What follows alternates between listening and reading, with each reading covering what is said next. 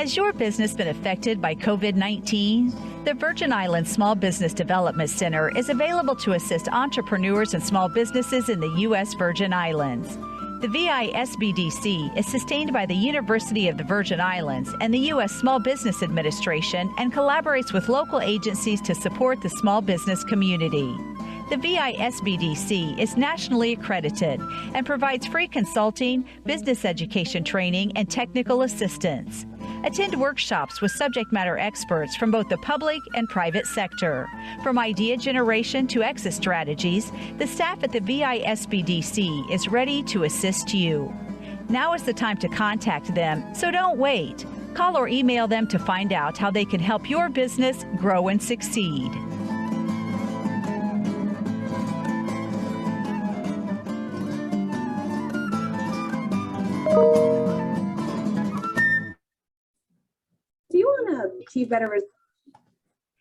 Welcome to the USVI Grow with Google webinar series. The SBDC has collaborated with Grow with Google to present this series of 3 webinars to help you take your business to the next level. Let me introduce our presenter for today, Ms. Mary Jo Williams. Ms. Williams has worn several hats during her career at the University of the Virgin Islands. She has held the positions of Human Resources Technician, Financial Aid Counselor, Student Employment Officer, Business Counselor Training Coordinator, and Network Training Coordinator. She is currently a business advisor in the SBDC network, which is hosted by UVI. Mary Jo has a Bachelor of Arts in Sociology, and she enjoys working with people to help them achieve their goals and dreams. So without further ado, I introduce to you Ms. Mary Jo Williams, but let me give you a friendly reminder. Please put your questions in the chat and they will be addressed immediately after this presentation. So Mary Jo, the floor is yours. Good afternoon, and thank you for that introduction, Sharika, and welcome to all that are here with us today. All righty. Today's presentation is Connect with Customers and Manage Your Business Remotely. SBDC has partnered with Grow with Google to provide this training. We're also providing some free tools and resources to share with you at the end of the presentation, so you can stay connected as you're working remotely. You can find those at grow.google/remote work. All right, next slide. Okay, now this presentation, we're going to in this presentation, we're going to discuss with you the need to update your business information online and remotely, plus the Google tools that can help you stay productive no matter where you are. First, we're going to talk to you about how to update your customers with critical business information through your business profile, Google Ads, and your website.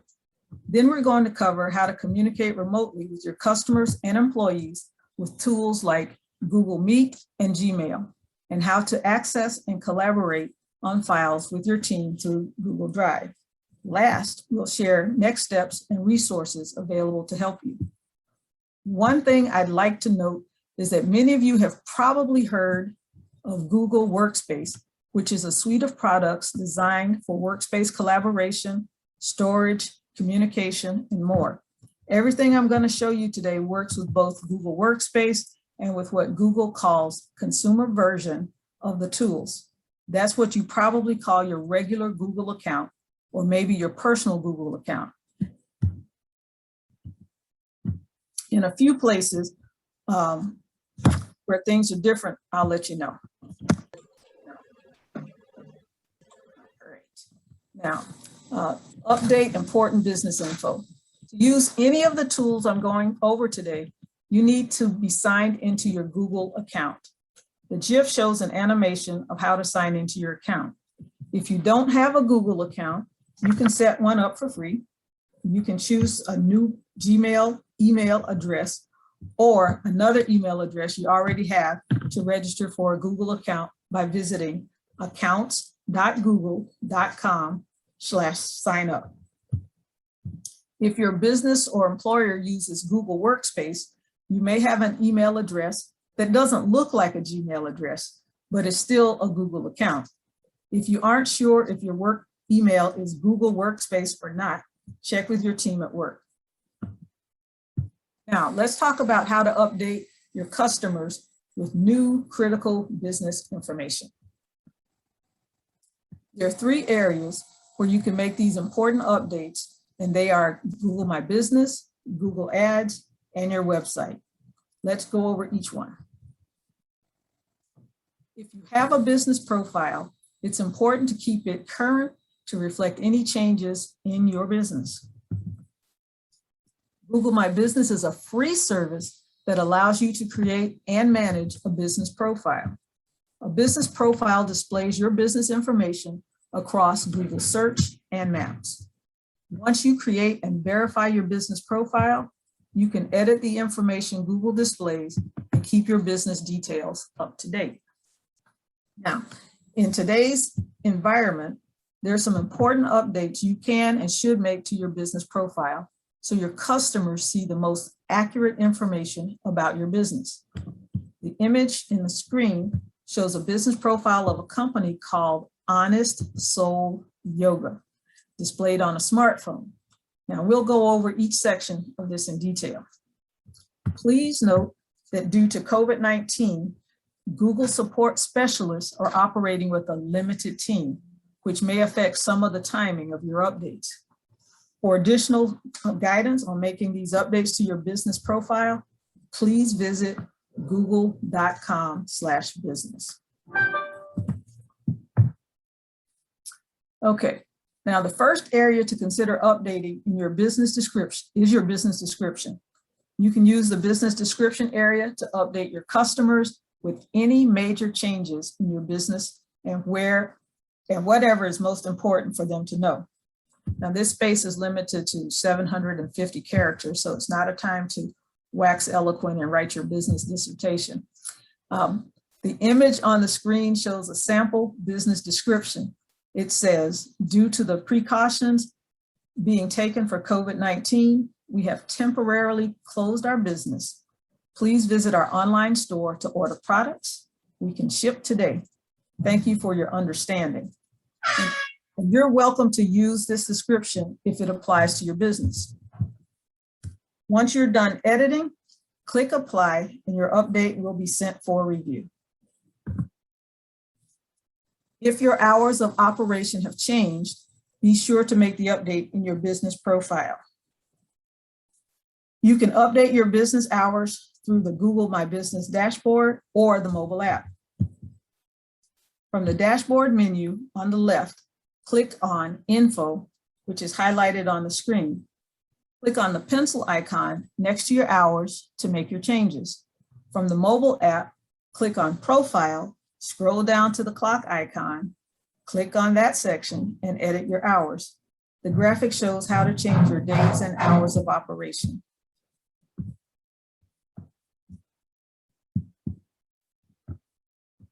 In your general business hours, if your general business hours have changed, update your hours by making any adjustments to the days and times you're in operation.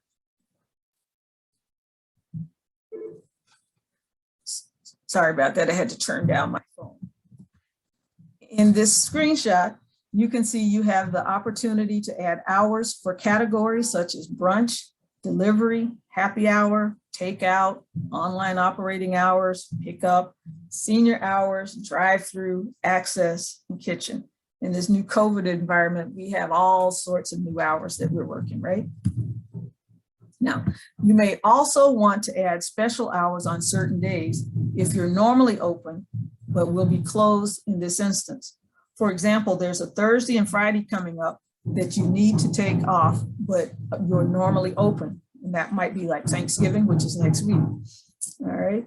So you can add special hours to reflect any of those types of updates in the area underneath your regular hours. Google My Business posts are another great feature to use to update your customers during the global COVID-19 pandemic. Posts allow you to provide live updates directly on your business profile. You can communicate news, share info, encourage reservations, promote an email newsletter, and more. I'll share some post ideas in a moment. Posts appear within the body of your business profile on search and maps. You create posts from the Google My Business mobile app or web dashboard. Add text, one or more images or videos, and a link to your website. All uploaded media must meet the following size requirements: a minimum of 400 by 300 pixels and 10 kilobyte size limit, or maximum 10,000 by 10,000 pixels and a 25 megabyte size limit. You can also see how posts are influencing potential customers by reviewing their activity from the Google My Business dashboard. The type of posts available to you are dependent on your business. If you're in your account, you may have the option of a COVID-19 post. You can use that to update the status of your business as it evolves. On the screen now, you can see examples of a business called Honest Soul Yoga, creating a COVID-19 update. Now, posts, except for events and offer posts, remain live in the body of the profile for 7 days. Events and other posts stay live within the body of the profile until the event is over or the offer period has passed. Now, this slide shows some of the types of posts available as seen on the mobile device, including business updates, featured products, special offers, and events. Here are a few ways to use posts. You can use it to announce new products. Okay, you can use it for general announcements. Provide general information about your business, such as new menu items. You can include a photo or video, and the video has to be 30 seconds or less. You can include a call to action button and other information. Product posts emphasize a special product you sell. They require a title and a photo or video. You can also include a call to action button and other details. This post type is available only to businesses with categories that offer products. Offer posts. Offer posts advertise promotional sales or other form or offers from your business. They require a title and a start and an end date and times. A view offer, the control to action button, is automatically added to these posts. You can also include a photo, video, coupon link, and terms, conditions with the post. This is a great option for seasonal offers. Event posts mention upcoming events, celebrations, fundraisers, etc. Posts appear within the body of your business profile on search and maps. You can also see how posts are influencing potential customers by reviewing their activity from the Google My Business dashboard, a very important place to make reference to. All uploaded media must meet the following size criteria: a minimum of 400 by 300 pixels and 10 kilobytes for size, or a maximum 10,000 by 10,000 pixels and 25 megabytes in size. All right. Now you can invite managers to help you manage the business profile from the Users tab. Incidentally, inviting another person only gives them access to the Google My Business profile, but not to any other Google products that you might use, like Gmail. And giving a manager access really helps you out, because as a business owner, you have tons of stuff to take care of. All right. In other words, those people cannot read your email. Okay. This slide shows how to add users on a desktop or laptop computer. To add a manager, click Users from the top left navigation, then click the bottom labeled Add Users in the top right corner. Now add the email address of the managers you'd like to invite. There are 4 access levels available. You've got your primary owner, that's you, and unless you transfer ownership. Then you have co-owners or managers. They can also do almost everything owners can do, except delete the profile or transfer ownership. And then you have site managers. They have more limited access to the business profile. When you're done, click Invite to send an email to the new page managers. Once they open the email and accept the invitation, you'll see them as authorized managers. As the owner, you can revoke access to the business profile or transfer ownership. Now, if you need to mark your business temporarily closed, there's a new feature that allows you to do that. On your computer, sign into Google My Business. In the menu on the left, click Info. To the right, go to the section, Close this business on Google. To expand this section, you might need to click the arrow. From here, you can click Mark as temporarily closed. I have the info menu and mark as temporarily closed highlighted on the screen. If you have multiple profiles, select the profile you want to change, then follow the same steps. All right, now the next place you'll want to update your critical information is in your Google Ads. Now, Google Ads can appear on Google when people look for the product or service you offer. Ads can appear on the top or bottom of a Google search results page, next to or under an ads label. If you currently run Google Ads, here are a few updates you might want to consider. At this time, you may want to modify or pause an ad to reflect the current state of your business. Sign into Google Ads at ads.google.com. The screen shows the Google Ads homepage. When making modifications to your ads, first evaluate your current ad campaigns. Review all your assets thoroughly. For example, think about the appropriateness of images and videos that show large gatherings of people or face-to-face interaction. Update your customers with business changes and communicate what's necessary for them to know. The image on the screen shows a new text ad being created.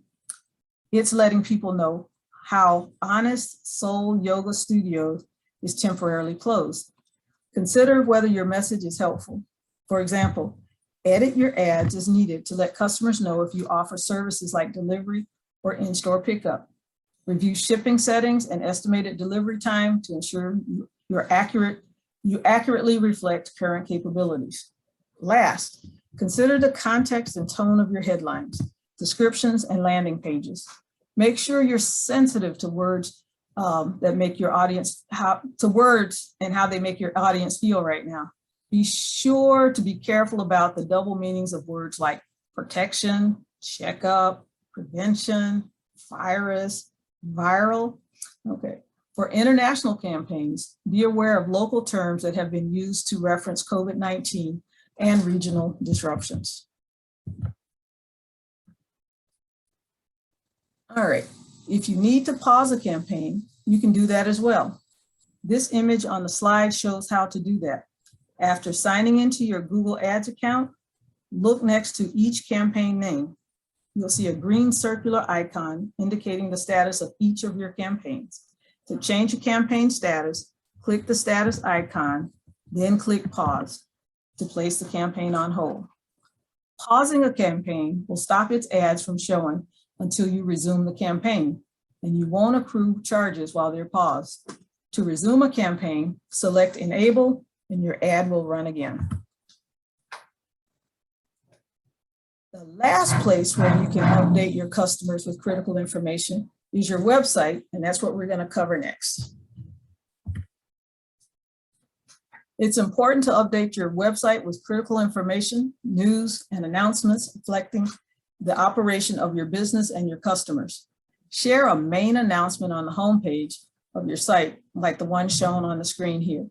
If your hours of operation have been modified, the example pictured reads, "Due to current situation, we have changed our hours in our operations. Click here to read more about the new ways we can help you." You can add other news and resources where appropriate. Go through your site to see what products, services, and operations may be affected, and include information and resources to help your customers through these changes. Provide any special contact information or highlight your current contact information so people can reach you readily and you stay relevant to them during this time. This is a time of uncertainty. Whatever you can do to assure your customers, whether it's informational or inspirational, will be helpful and appreciated at this time. You may want to create a video message or series of messages addressing your customers and provide critical information. Now that we've covered how to remotely update key areas of critical information, let's talk about how to communicate best with your customers and employees when you're not seeing them in person. Google Meet allows you to hold video meetings with people inside or outside your organization. You don't need a Google account to participate in Google Meet video calls. However, you don't have to have an account. The meeting organizer, if you don't have a Google account, the meeting organizer or someone from the organization must grant you access to the meeting. Note, if you're not signed into a Google or Gmail account, you can't join using your mobile device. With Meet, people can access your meeting from their computer, tablet, smartphone. You don't even need a plugin or any special software.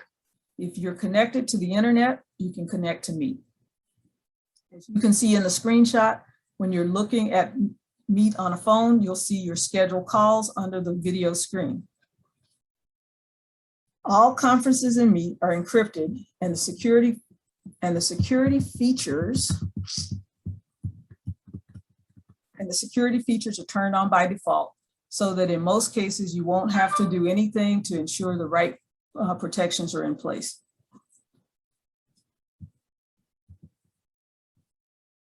All right, now some of the security measures. Google Meet employs an array of counter abuse protections to keep your meetings safe. These include anti-hacking measures for both web meetings and dial-ins to limit the attack surface and eliminate the need to push out frequent security patches. Google Meet works entirely in your browser. This means that we do not require or ask for any plugins or software to be installed if you use Chrome, Firefox, Safari, or Microsoft Edge. On mobile, we recommend using the application in Google Meet.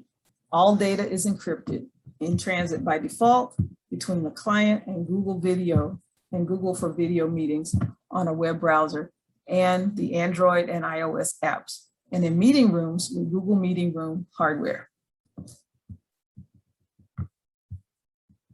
All right. Now, to help ensure data security and privacy, Meet supports the following encryption measures.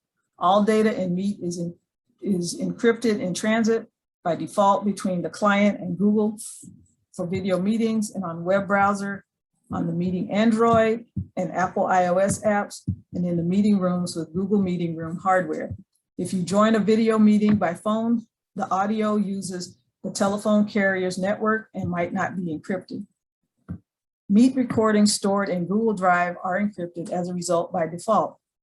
Meet adheres to Internet Engineering Task Force security standards for datagram transport layer security, DTLS, and secure real-time transport protocols, SRTP. Probably a little bit more than all of us wanted to know, right? All right, the slide compares the free version of Google Meet with paid plans. Paid plans refer to Google Workspace accounts, formerly known as G Suite, or a special option called Workspace Essentials that includes Google's productivity tools, Meet, Docs, Slides, Sheets, etc., for businesses who want to use their own email and calendar systems, such as Microsoft Outlook. As you can see, the free version allows up to 100 meeting participants in a meeting. Meetings can be up to 1 hour, and there's no limit on the number of meetings. And that little asterisk says 24 hours, but it references that that's only good through June 28th of 2021, and we're slightly past that. Okay.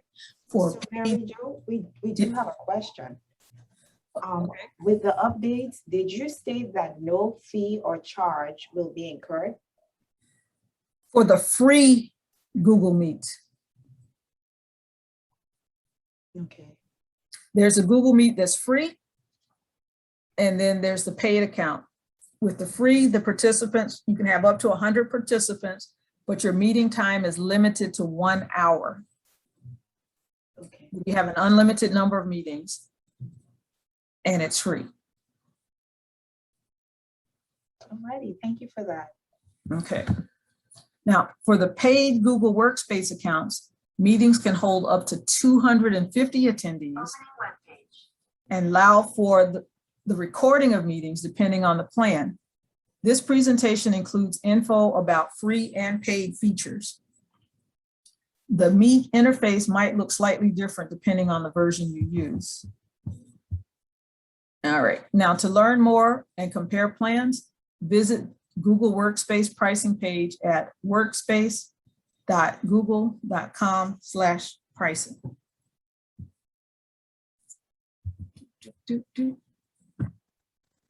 All right, now having Google Meet video conference rather than an audio call helps people feel connected.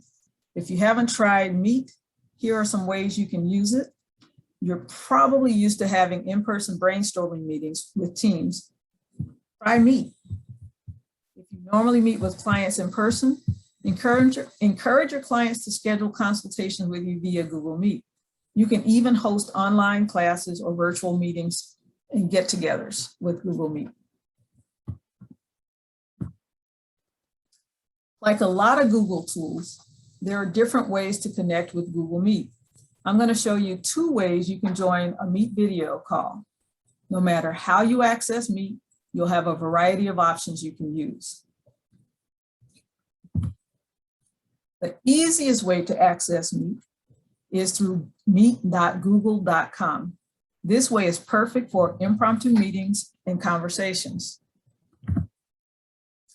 From meet.google.com, all you have to do is click Join or New Meeting.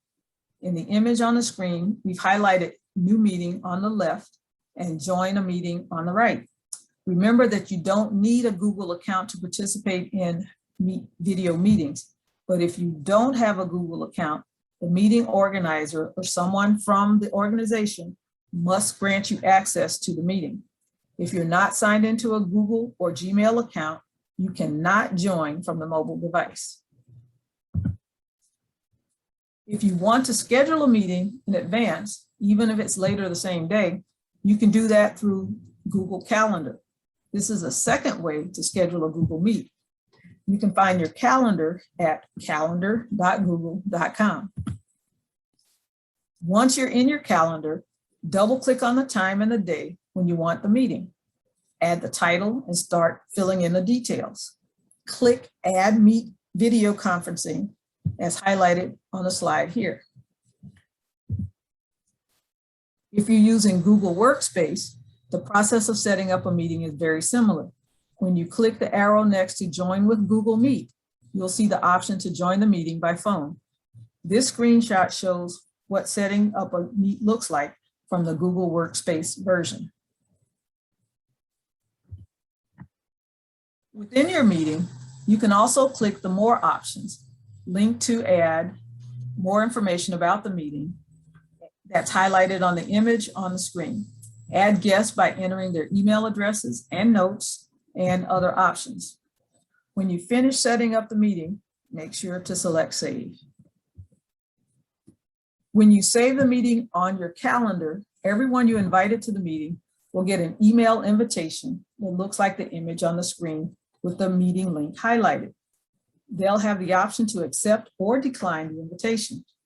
If you go back into the meeting on your own calendar, you'll see it has who has replied yes, who has replied no, and who has not replied at all. When it's time to actually start your meeting, go back to your calendar, click on the meeting, then click Join with Google Meet. The image on the screen shows the button you can click within the calendar entry. Everyone you invited to the meeting also has access to the link from their calendar, or they can go to their email and join the meeting from the link there. When you click on the link, you'll see a screen similar to this image with a big button that says Join Now. As you can see, people can join the meeting from their computer or smartphone. Not everyone has a camera on their computer, but nearly everybody's got a camera on their smartphone. All right. Now, you just saw different ways to initiate a Google Meet video call. Let's look at the different features of Google Meet. Here's a screenshot of how Google Meet looks with many people participating. There's several settings you have control of when attending a meet. You can mute your microphone or turn off your camera. You do that by clicking on the gray microphone for mute or camera icon for video on the bottom of the screen. This will add a red microphone icon with a strike through on top of your section of the screen and signals to everyone that the microphone is off. If someone has their camera turned off, you won't see a live shot. Instead, you'll see their Google account profile picture or static icon with just their first initial. Even when people are on a video call, there are times when they want to communicate via chat. This is useful when one person wants to share links to other files. It's also useful when asking for information from a larger group, or participants can send a group message without interrupting the speaker. Anyone in the meeting can click on the chat icon on the top right of the screen and type a message to the rest of the group. The people with Google Workspace will experience Google Meet a bit differently than people without Google Workspace. However, accessing the options in this section is very similar. If someone in the meeting wants to show a file or document that's on their computer with the rest of the group, they can share their screen by selecting Present Now. That option is highlighted on the screen on the bottom right corner. The person sharing their screen must have multiple windows open on their screen. When they select Present Now, Google will ask what they want to share. They can select what view they want to share with the other people in the meeting. Meet also allows you to record meetings to Google Drive, safely storing the recording for the meeting owner after recording is stopped or the meeting ends. The image here shows an example of what the recording meeting option looks like on the menu. The option to record is helpful for someone like a training, for a live training session that you want to be able to reference later or share with the people who weren't able to attend the meeting live. You may want to practice using Meet with a friend or trusted coworker. That will help you feel more comfortable with the technology and also with how you look and sound on the Meet. Here are some best practices for having a great Google Meet. When you're conducting or participating in a video call like Meet, you should keep your camera on. It makes a better impression and helps you to stay more engaged. Choose a neutral background if you're able and reduce area clutter. An external microphone may provide better sound quality than the one built into your device, and it's especially helpful if you plan to conduct any virtual webinars. Last, when you're not speaking, mute your microphone and limit the moving around so as not to distract from the person speaking. Okay, now we're up to Gmail. Let's talk briefly about how you can use a special Gmail feature to help manage your business remotely. If your business practices have changed, you can set up an out of office auto reply to automatically notify people about your new operations. When people send you an email, they'll receive an automated email response containing what you've written in your out of office reply. To set up Gmail auto reply, go into the upper right corner of your Gmail screen and click on the gear icon. Some options will drop down. Select settings. That's highlighted in the pop-up box on the screen. In some cases, you might have to click see all settings. In the settings area, go to the general tab, scroll down to the vacation responder area, type in the first day you want the auto reply to start. You can put in a last day or leave blank and open-ended. Add a subject line for your response, then type in the content of your email.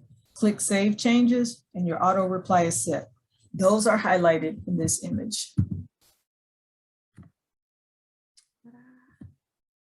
All right, now let's talk about being able to access all of your files wherever you are, which is especially important when managing your business remotely. In this next section, we'll talk about the ways to do that effectively using Google Drive. Google Drive houses your Google applications, things like Google Sheets, Google Docs, and Gmail, and other apps made by third parties. Google Drive is cloud storage software you can access by signing into your Google account anywhere from any device. To access Google Drive from your Google account, click on the grid icon at the upper right-hand corner of the screen as this animation shows. If you're already in another Google app like Gmail, you can find the grid icon in the upper right corner there too. When you click on the grid icon, you'll see the Google Drive icon, as well as icons for other Google applications. Most likely the ones you use the most will show up first. Feel free to arrange your apps in the way that you like. The link in the quick tips here goes to step-by-step instructions on everything you need to know about Google Drive, including uploading files from other software programs like Word and Excel. There are a variety of ways to access different Google tools. You can upload any type of file to Google Drive, whether they originated in Google or not. As the screenshot shows, that means you can upload your Microsoft Word docs, Excel spreadsheets, photos, videos, and more. You can also bring your files into your Google Drive by finding them on your hard drive and dragging them into your Google Drive. Make sure you use folders to organize your files so you can retrieve information easily when you need them. You can also convert certain types of files to a web-based Google document format, such as Google Docs, Sheets, and Slides. If you end up creating new files within Google Drive, you can download them as Microsoft formats, PDFs, or other file types. I want to show you a feature that makes collaboration much easier. Now, once you create a document, you might want to share it and get feedback from other people. As I'm showing here, there's a blue share button at the upper right-hand corner of the screen. When you click on that, you can add emails of the people you want to share it with and also assign editing levels.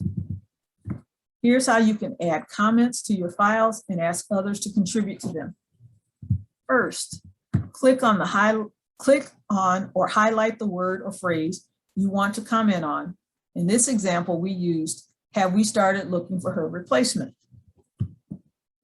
There are a couple of different ways to add a comment. I recommend you go to the top of the screen and find the plus icon. At the top of the example, here we added a call out that says add comment. That's where the plus icon is.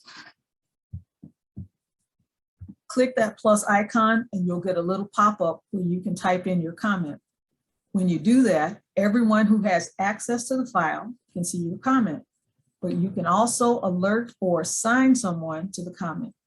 On the right side of the screen, I'm showing you, Randy has alerted and assigned a comment to Pamela. To tag someone in a comment, you tag someone in a comment by typing a plus or an @ sign and the email address of the person you want to alert.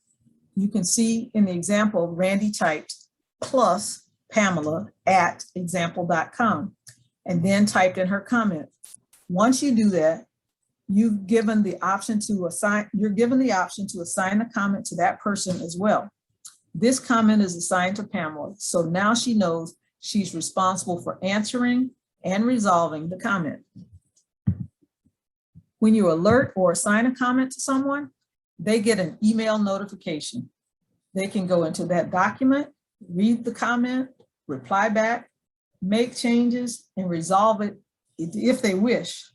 Any resolved comments disappear from the sidebar of the actual file, but all the communication is stored in the comment area, which can be accessed through the small gray call-out box next to the larger blue share button. This process works the same way in Google Sheets and Slides.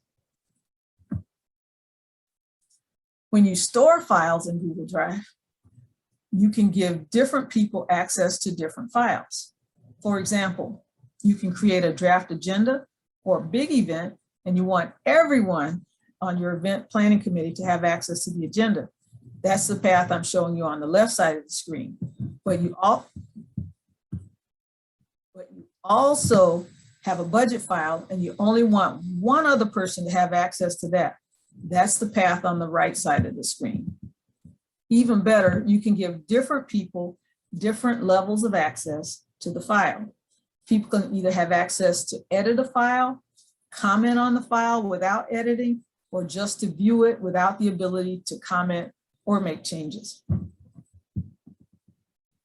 You can also give people access to a complete folder and store a group of files in that folder.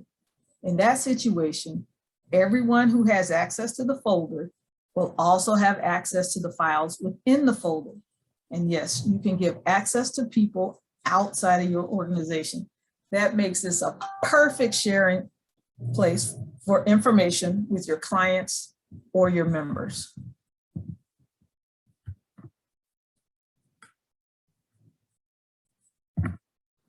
Now, you can also access Google Drive as well as any of the individual apps from your mobile device. This screenshot shows the Google Drive icon on an iPhone. When you store your files in Google Drive, you can access them from anywhere, anytime you have that you're connected to the internet. And if you know there's a good chance you're going to be without internet access, you can turn on the available offline setting for the files you think you might need offline. So say you want to access some files offline. The Make Available Offline feature will allow you to open, edit, and save the work in the files you indicate that you want to have access to when you don't have internet connection. But you do need to set this up while you have an internet connection. In the screenshot here, I'm showing you how to go to the File menu, scroll to Make Available Offline, and click to enable.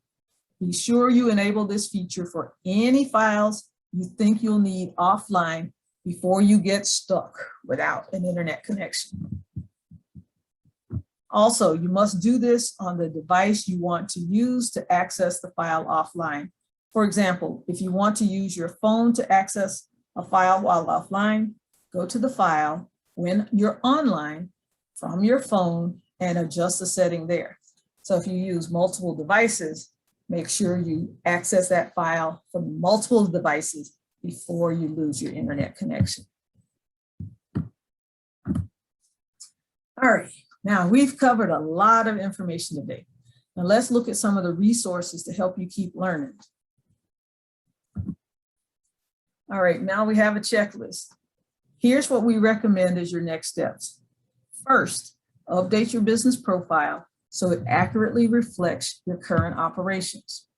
If you've been doing advertising, take another look at your Google ads. You may want to modify your ads or even pause them for a while. Be sure your website is up to date. Become comfortable with using Meet with your team and, if it makes sense, with your clients or customers.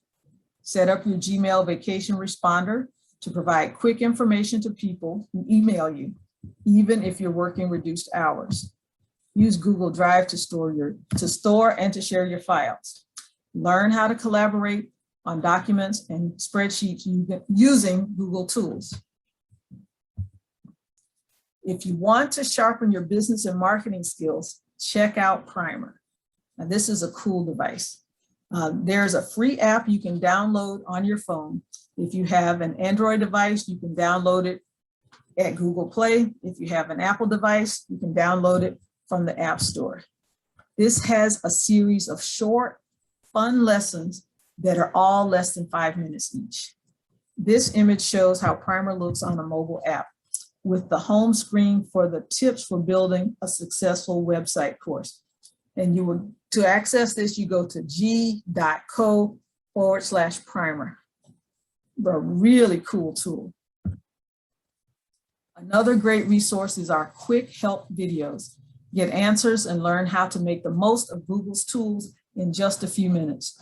You'll learn things like how to get your business listed on Google Search and Maps, how to create a YouTube channel for your business, how to start a Google Meet conference, and check out the playlist on g.co/grow/quick-help. Grow with Google is a new initiative to help people prepare for work, find jobs, and grow their business. Job seekers can grow their skills in order to find new jobs and advance their careers. Teachers can learn how to put the latest technology to work inside and outside the classroom. Small businesses can build their online presence and find new customers. Startups can learn how to get their ideas and exposure for the success that they need. Developers can sharpen their skills and master new ones. And to learn all of this, visit google.co/grow. Now, this slide shows some of the online trainings and tools available at google.com/grow. Now, here are all the resources that we've mentioned today. Check out these websites for more in-depth information on what I've covered today. And with that, I have completed the presentation. If you have any questions, feel free.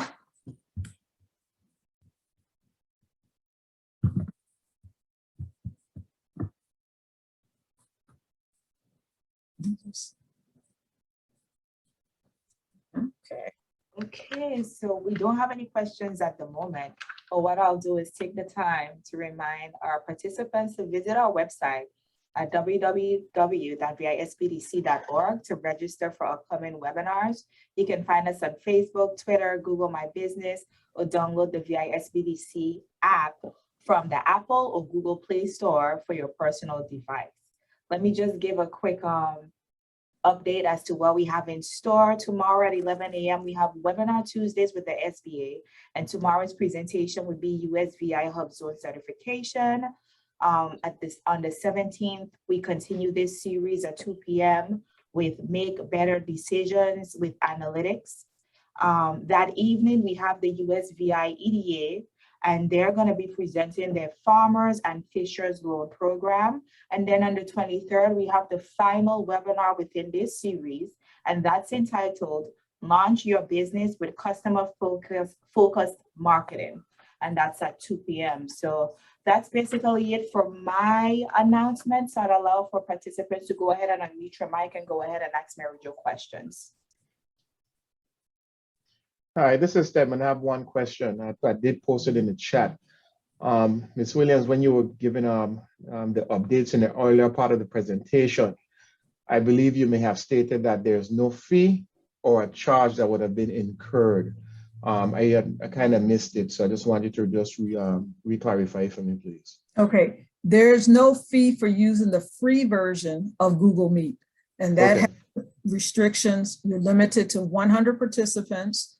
You're limited to a 1-hour meeting, and you cannot record that meeting, but you can have an unlimited number of meetings. And with the paid version, depending on which version you take, you have a maximum of 250 attendees, and there is a fee starting at $6 a month, and there's something else. Okay, thank you very much. Okay.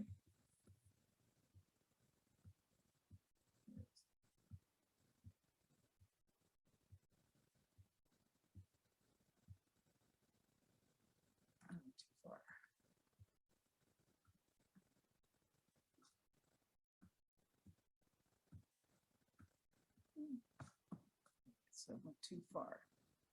All right.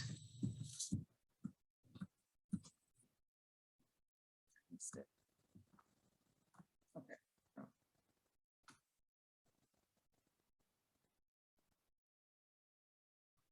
Oops.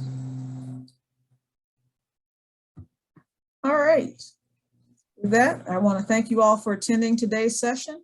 I want to encourage you to come on Wednesday, where we do Grow with Google and get assistance with your analytics. The presenter is going to be Mr. Greg Kopach, and that will be a very informative session.